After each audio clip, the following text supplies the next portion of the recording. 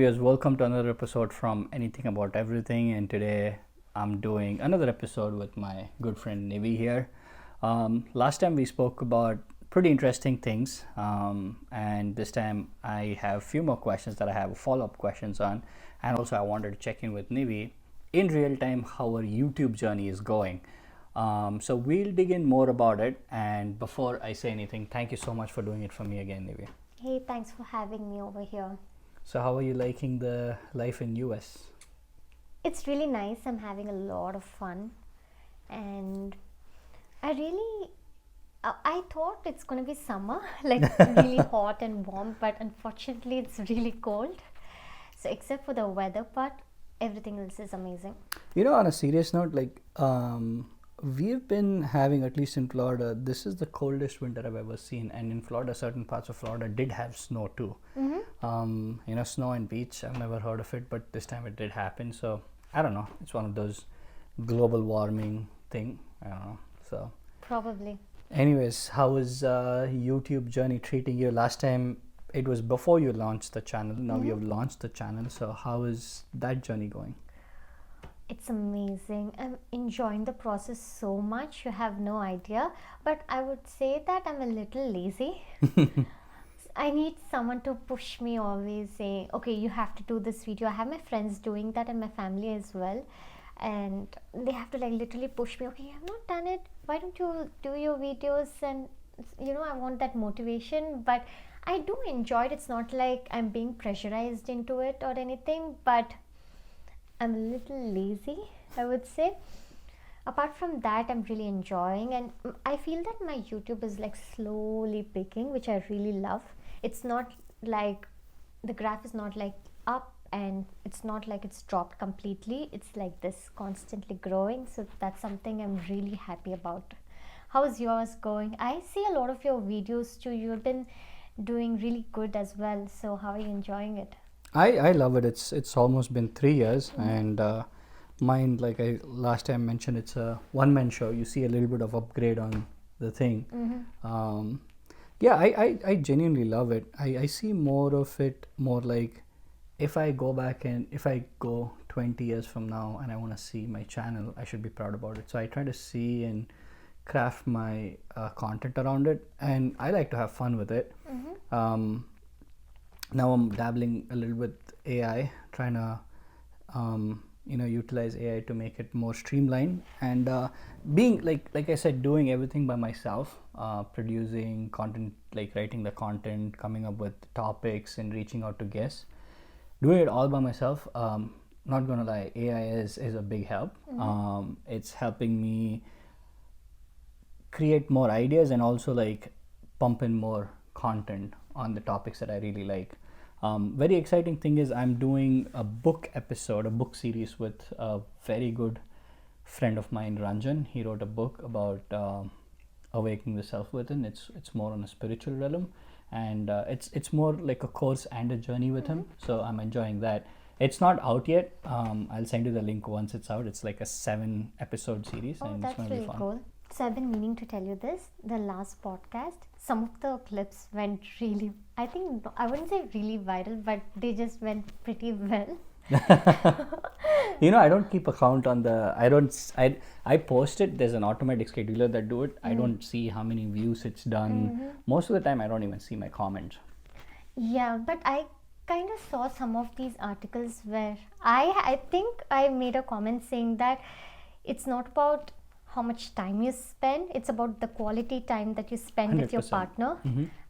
I made a comment like that, and it kind of it just picked on.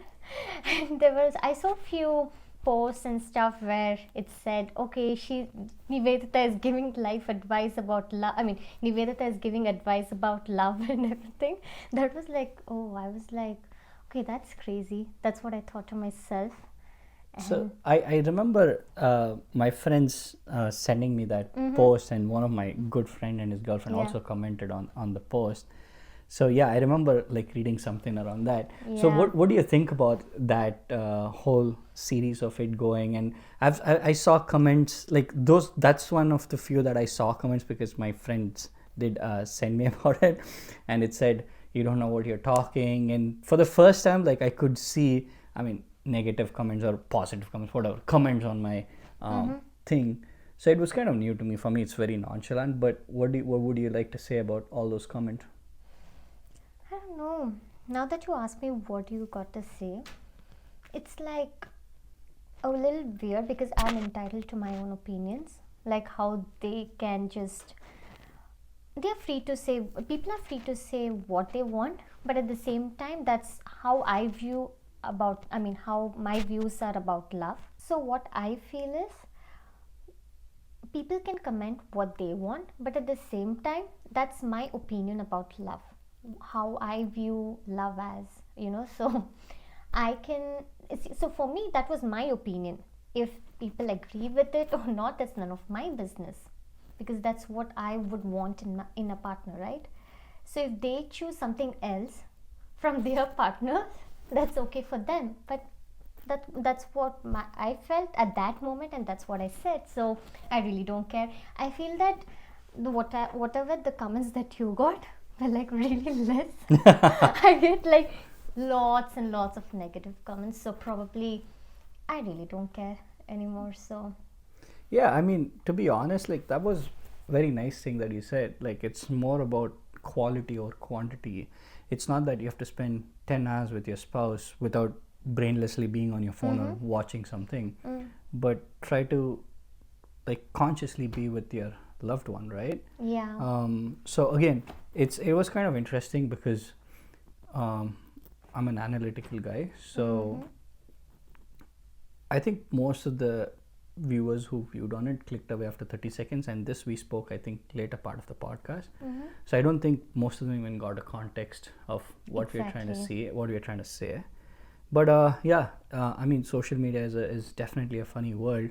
If I see the same clipping is on YouTube, the same clipping is on Facebook, I didn't check again anything on Facebook. I'm very active on YouTube because I try to comment there, and my main platform is YouTube. I didn't get any bad comments or anything on YouTube. It was interesting. Yeah, so going back to YouTube and stuff, I know that you are working on it and you want to grow your channel, and same with me as well. And while we were speaking also, we just like, we had spoken about what are your goals, what you want to be. So I have like I have this question. Okay, so have you become somebody who you thought you would become? It's a really good question. I don't know if it's my podcasting channel or your podcasting channel, but still I'll answer. I'm just curious. So have I become who I wanted to be? When you say who I wanted to be, when I was a kid, who I wanted to be, or?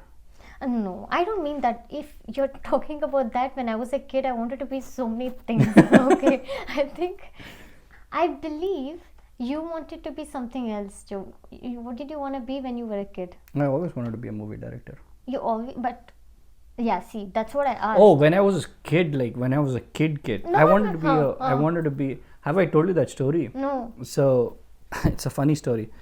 So, I grew up in a house where my mom and dad both worked, and very close to my house there was a women's nurse hostel. So most of the time, like, they used to come and play with me, and my mom used to be, if my mom is late from office, they used to take me to their nursing home, and I used to be there. It's Yalamadasapa Hospital in Double Road. I still remember the name. So there, my mom used to, after office, she used to come and pick me up. So when I was a kid, I was a chatty kid. Everybody used to ask me, what do you want to become? What do you want to become? What do you want to become? And I used to be like, there's something that I want to become. I've seen them doing that, but I don't know what it is, right? And the expectation just blew up. Okay.